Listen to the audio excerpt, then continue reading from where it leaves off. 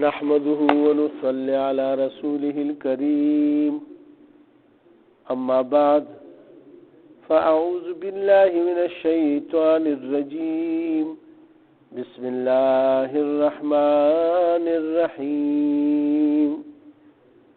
وجاء المعذرون من الأعراب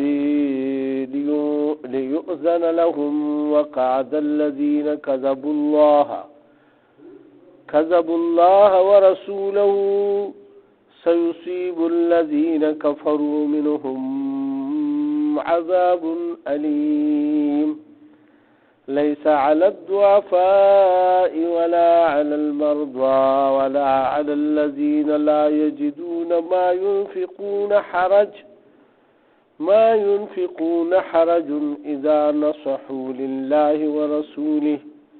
ما على المحسنين من سبيل والله غفور رحيم صدق الله العظيم.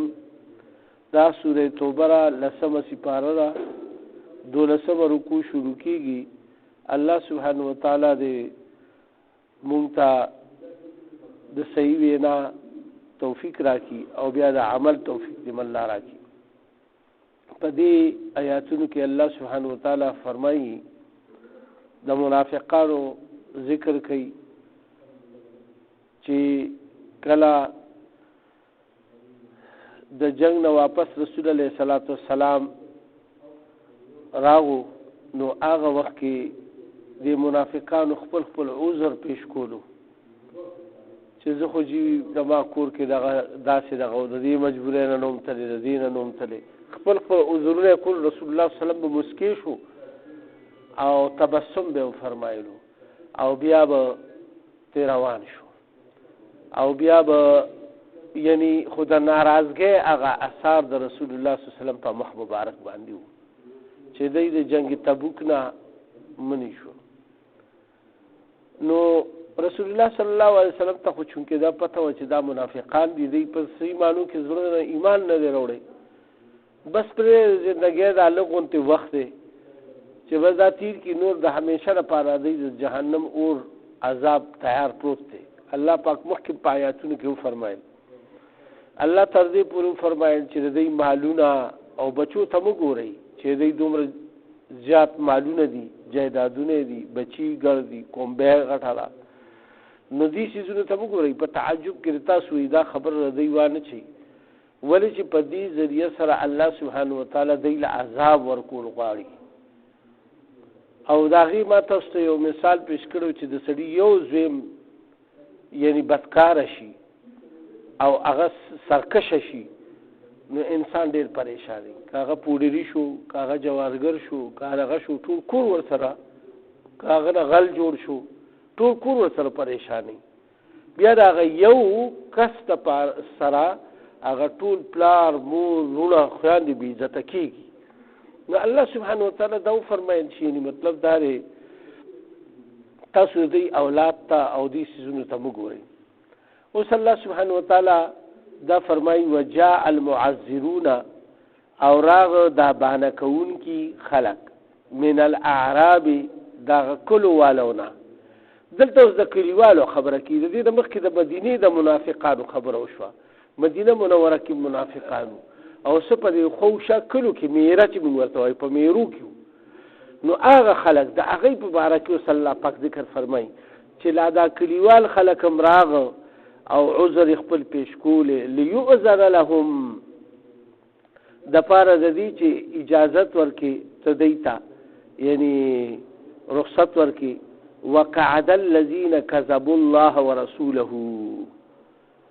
او د يمكني هغه خلق سره چې چا دروغ غړي الله كذب الله ورسوله او خدای رسول یعنی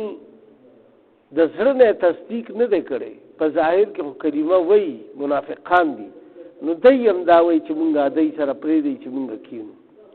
سيصيب الذين كفروا منهم نو ډیر ضرب ورسیږي دا کسانو ته چې کافران دي دینا عذاب علیم سخت عذاب چې څنګه دوی مړ شي نو په دوی باندې به الله پاک عذاب مسلط کوي. او بعض وخت په دنیا کې هم الله سبحانه وتعالی یعنی د سره چې رسول الله صلی الله علیه وسلم د توري جهاد نه کړي،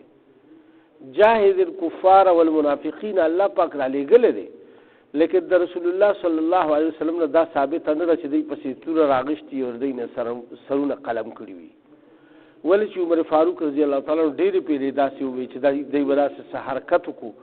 وایي چې ووایم ته دا سټ دا منافق دی. نو رسول الله صلی الله علیه وسلم ورته چې نه دې کلمه وایي، د دې کلمې د وجې نه دی زمونږ نه بچ دی چې دې کلمه وایي او سبا به غیر قومونه انګریزان یا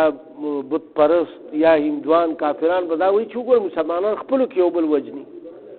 ای ته خو د نننو د منافقت د دوی پته نشته،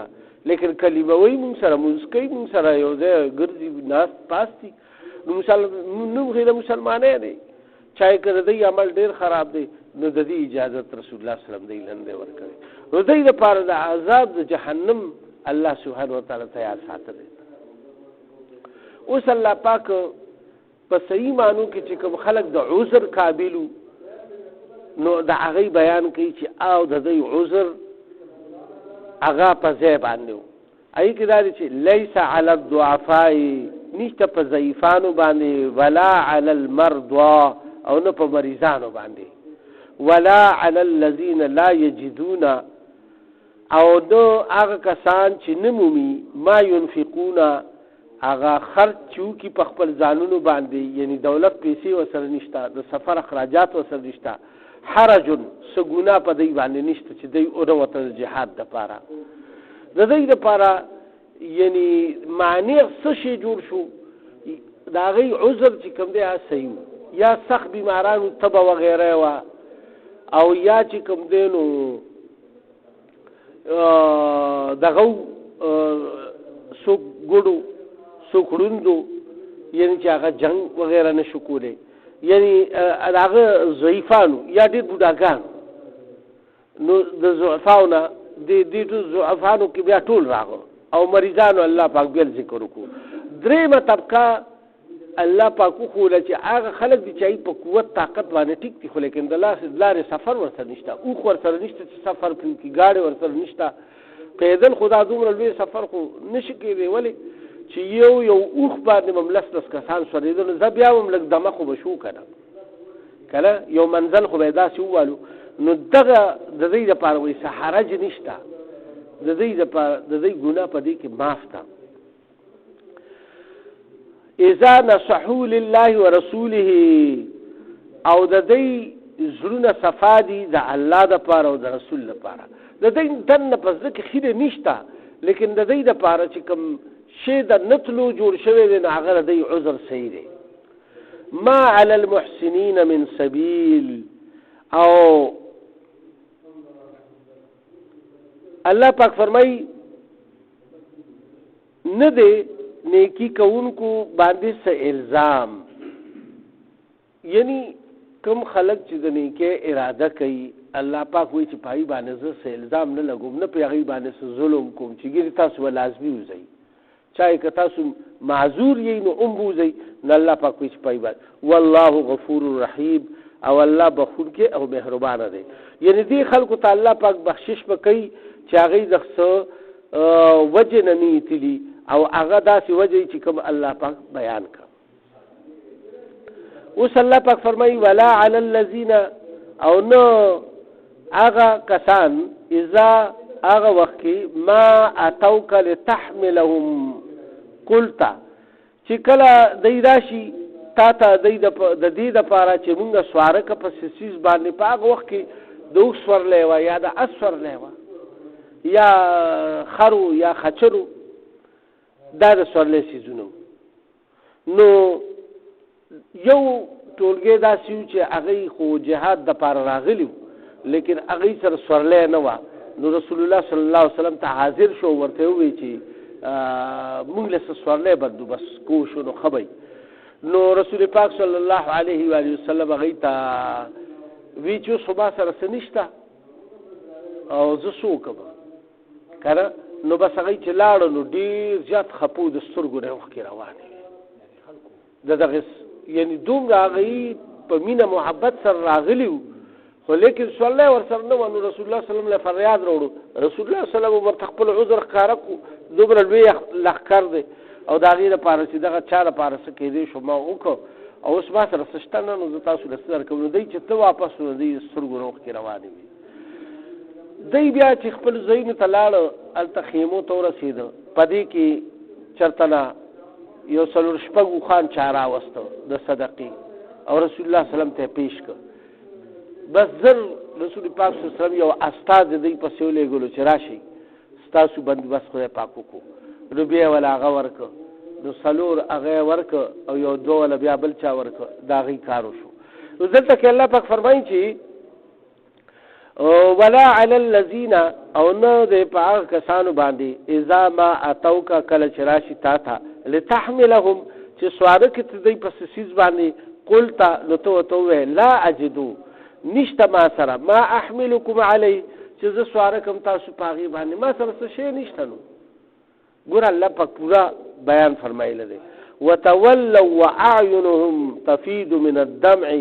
او بیا واپس شو هغوی او بهیدي د سترګو د هغوی نه اوښکې د هغه اوښکو الله پاک ذکر کړی اوښکې دومره قیمتي شی دی د زړه درد وکړو چې یا الله زمونږ که اوس دولت را سره وي او پیسې را سره وي مونږ به د جنګ نه نو پاتې شوي حذرا الا یجدو ما ينفقون د غم د وجې نه او چې نه مومي دی څه یو څیز لره نه ورسره دولت شته نه ورسره پیسې شته چې ځان له څه شی والي او نه ورسره څه څاروی شته چې په هغې باندې سواره شي اوس الله پاک فرمایي انما السبیل علی الذین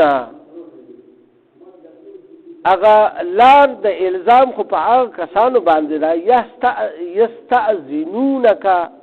وهم اغنیا او رخصت غواړي تانه او دی په منځ کې هغوی مالدار خو قوت طاقت هم شته ورسره پیسې دولت هم ورسره شته او بیا هم چې کوم دی نو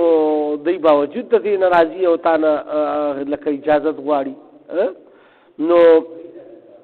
رضو دی خو راضي شو په څه باندې بأن یکونو مع الخوالف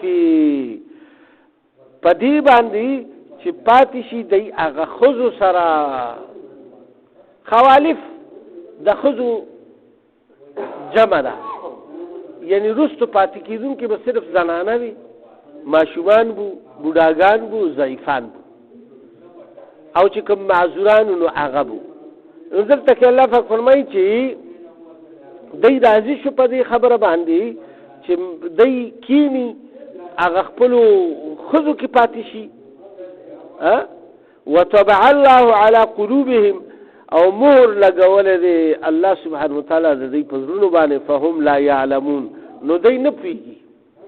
دوی ته که څه ډېر وعظ نصیحت وکړي الله سبحانه وتعالی ډېر ایاتونه او قرآن پاک راولېږلو خو لیکن دی نه پوهېږي دوی پوهېږي نه په دې خبره باندې اوس الله پاک فرمایي یعتذرون الیکم هغه بانی کوي تا ته اذا رجعتم الیهم کله چې ته واپس شي دی طرف ته د جنګ نه چې کله واپسي وشي نو الله پاک ورته فرمایي چې دی به بیا تعالی راځي او بیا به بانی کوي چې یاره جي زما دا کار و هغه کار و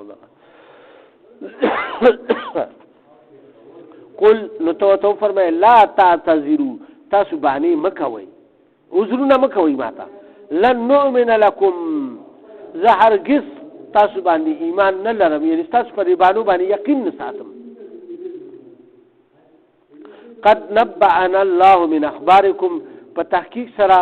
خبر راکو الله پاک باته ستاسو د ټولو حال احوال ما ته الله پاک فرمایل چې دا عذر والا دی او دا بې عذر تللی دی او وسیر الله عملکم او ډېر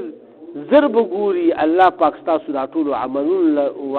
لره ورسوله او د هغه رسول ثم تردون الى عالم الغیب والشهادة بیا به واپس کړی شي تاسو هغه ذات طرف ته چې هغه خبردار دی د غیب د پټو خبرونه او د کلاو خبرونه هغه ته د هر څه علم دی الله سبحانه وتعالی ته ډیر زر به تاسو ته پته ولګي. الله پاک فرمایي فینبئکم بما کنتم تعملون، او بیا به تاسو ته خبر درکړی شي د هغې خبرو د هغه کارونو چې کوم تاسو په دنیا کې کول. الله پاک بس فیصله راولېږله. اوس الله سبحانه وتعالی فرمایي سیحلفون بالله، ډېر زر به قسمونه خوري دی د الله سبحانه وتعالی. منافقانو په خبره قسمونه خوړه او په دې به یقین دهاني د رسول الله صلی الله علیه وسلم کوله. لکم تاسو ته اذا انقلبتم الیهم، کله چې ته واپس شې دی طرف ته، لتعرضوا عنهم، د پاره دې چې ته راضي شي، یعنی چې ته درګذرو کې اعراض وکړي د دوی نه، یعنی دوی دا ګناه معاف کړي ورته سوله وی. فاعرض عنهم، نو بس ته اعراض وکړه دوی نه، خیر یې سم ورته ووایه. الله پاک فرمایي چې بس څنګه چې ما تاسو ته اول وی که نه چې رسول الله صلی الله علیه وسلم راغو مبارک په جومات کې به اول تشریف فرما شو، چې کله به د بار نه سفر نه راغو نو اول به جومات ته راغو. څنګه ګوره زمونږ تبلیغ والا دا دغه چې کله جومات واپس راشي نو کارګزاري پیش شي، بیا کارګزارۍ نه پس بیا دلته کې 2 رکعاته نفل وکړي، بیا به رسول الله صلی الله علیه وسلم ناستو نو کړه چا به څه تپوس و څه دغه به نو هغه به خلکو وکړو، نو بیا به هغه دومره وخت تېرو کور کې چې एकदम به رسول الله صلی الله علیه وسلم فرمایل چې کورونو ته مه ځئ واپس،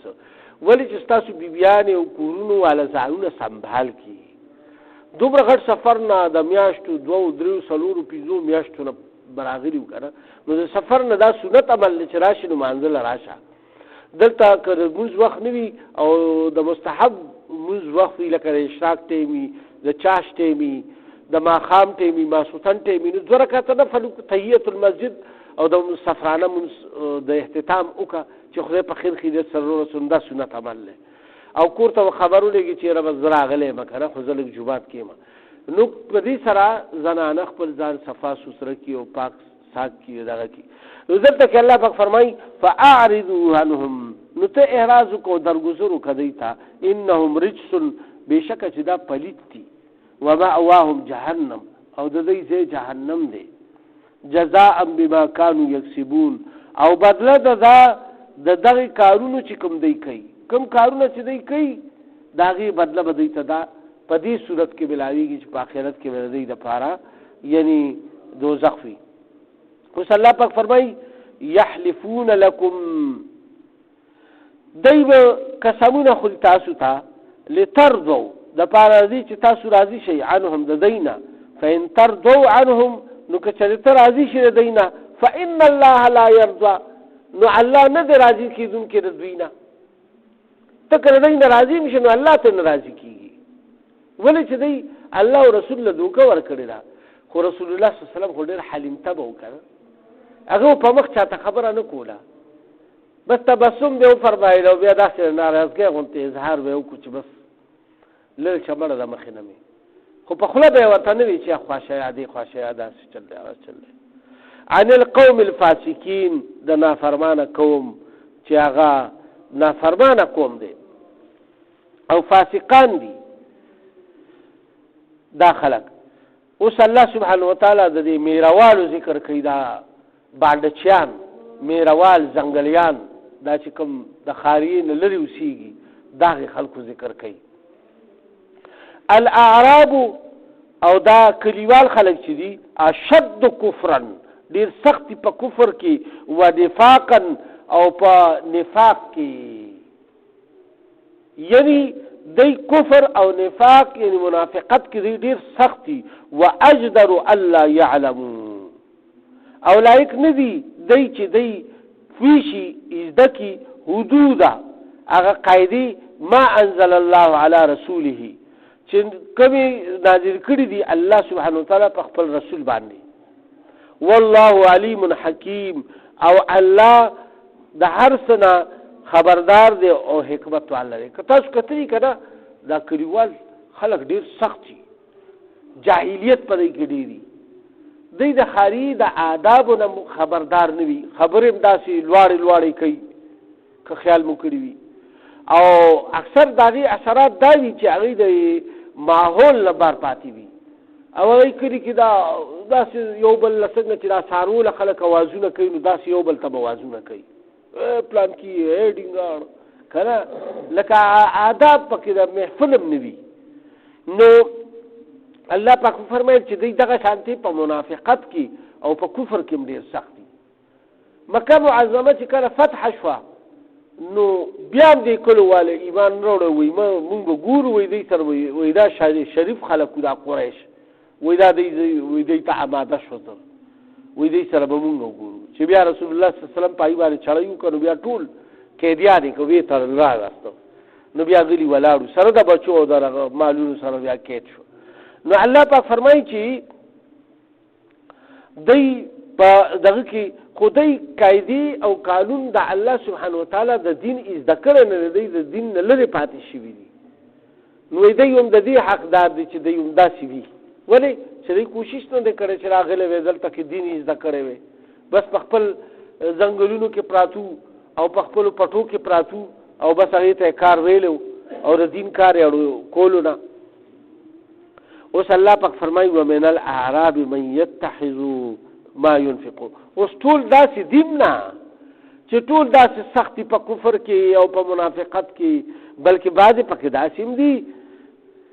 بعضې د کلو والو نه داسې هم دي من یتخذ ما ينفقو چې نیسي هغه چې کوم خرچ وکړي دی مغرمن په ځان باندې تاوان ګڼي لا دای خبره روانه ده. بعض پکې داسې دي که چېرته زکات ورکي یا خیرات ورکي نو داسې ګڼي لکه چې دا د باندې ټیکس لګېدلی وي په نازله سره یې ورکوي. ویتربصو بکم الدوائر او دوی انتظار کې دي د دې خبرې چې تاسو باندې د زماني هغه گردش راشي یعنی چې کله به تاسو جنگ بیلی او دوی به بیا خوشحالیږي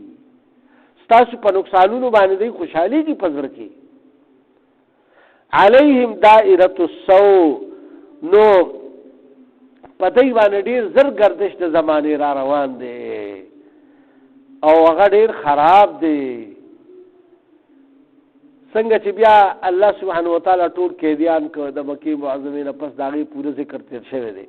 والله سمیع علیم او الله پاک اورېدونکی دی او هغه د هر څه نه خبردار دی. الله پاک فرمایي ومن الاعراب او بعضې د کلیوالو نه داسې دي من یؤمن بالله والیوم الاخر چې هغوی په الله باندې ایمان لري او په یوم آخرت باندې یعنی په ورځ د قیامت باندې ایمان لري. څه خلک پکې داسې هم شته ښه خلک هم پکې شته. ګوره یو یاد ساتئ یو قوم طرف ته دا مو وایي چې یاره بس دا پلانکې کوم مړه دا خو ټول داسې دي ټول داسې چرې هم نشي کېدی. د الله څه ناڅه بندګان داسې وي چې هغه پکې خم وي. یهودیان که ډېر دغه خو بیا پکې الله پاک فرمایي چې لږ غونتې خلکو پکې ایمان راوړ ګو که هغه لسو تم دی تعداد نور رسېدلی خو بیا هم الله پاک فرمایل چې دا ټول داسې دي لیکن دی کې بیا هم لږ غونتې داسې خلک شته چې هغه په صحیح معنو کې تورات وایي او د الله کتاب وایي او هغه ایمان راوړو په الله باندې. دغه شانتې دلته ذکر الله پاک د اعرابو کو د کلیوالو خلکو ځنګلیانو خلکو کو چې دی کفر او منافقت کې خو ډېر سخت دي. خو الله سبحانه وتعالی فرمایي چې دی کې داسې خلک هم شته چې هغوی ایمان راوړي په الله باندې او په ورځ آخرت باندې. ویتخذ ما ينفق قربات عند الله وصلوات الرسول او بیا شمار کوي هغه خپل خرج کول چې کوم د الله په نوم باندې ورکي قربات عند الله نزدېکت د الله پاک ای په دې نیت باندې ورکوي چې دا ما کوم خیرات وکړو په دې باندې زه الله ته نږدې کېږم قریب کېږم د الله مقبول بنده جوړېږم په ښه نیت باندې ورکوي. وصلوات الرسول او د دې دپاره ورکوي چې دا رسول علیه السلام موږ دپاره دعا وکړي د رحمت او د برکت. د رسول الله صلی الله علیه وسلم دا عادت مبارک و چې چا به له د زکات پیسې هم راوړي چې دا بیت المال کې واچوئ. رسول الله صلی الله علیه وسلم خو په خپله زکات نه اخیستو او نه په خپل بچو باندې خرڅ کولو ځکه چې یعنی هغه سیدانو او سیدان تر اوسه پورې تر قیامته پورې به سیدان زکات نه دي او زکات صدقه بم ناخلي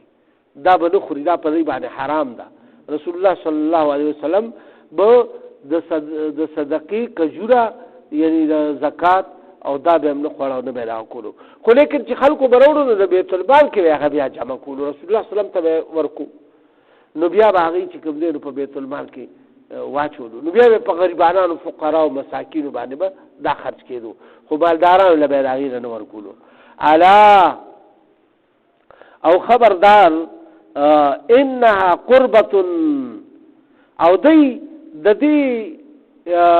حقدار دي لهم د دې